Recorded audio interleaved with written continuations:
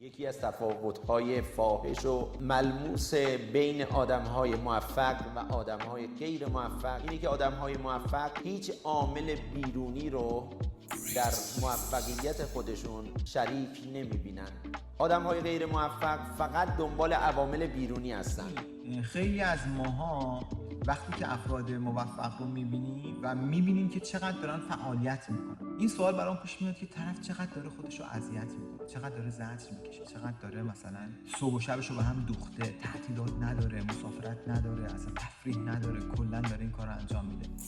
در صورتی که داستان اینه که اون طرف عاشق اون کاره، طرف تفریحش همون کاری که داره انجام میده، عشقش همون کاره، لذتش همون کاره، مسافرتش همون کاره. وقتی که شما عاشق یک موضوعی باشی و با تمام وجود دوستش داشته باشی، اصلا انجام دادنش یا فعالیت شدید در مورد اون کار سختی